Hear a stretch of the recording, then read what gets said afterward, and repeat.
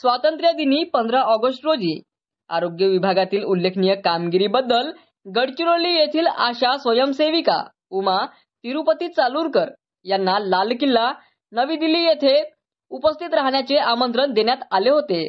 स्वातंत्र्य दिनाचे औचित्य साधून विविध विभागातील उल्लेखनीय कामकाज करणाऱ्या कर्मचाऱ्यांचा 15 ऑगस्ट स्वातंत्र्य दिनी सन्मान केला जातो।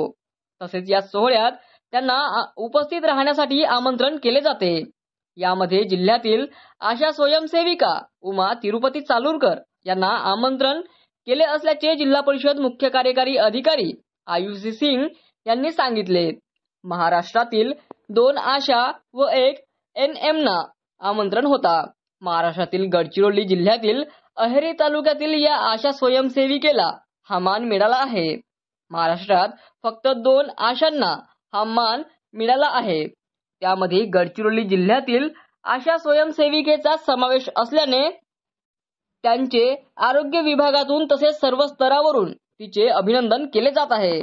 आरोग्य विभागातील उल्लेखनीय कामकाजाबद्दल हा सन्मान मिळाला असल्याचे जिल्हा आरोग्य अधिकारी डॉक्टर प्रताप शिंदे यांनी सांगितले।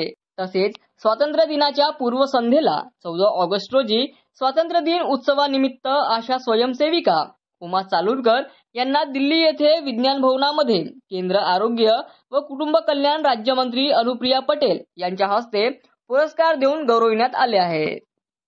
गडचिरोलीच्या आशा वर्करचा दिल्लीत सन्मान झाल्याने त्यांचे सर्व स्तरावरून अभिनंदन केले जात आहे।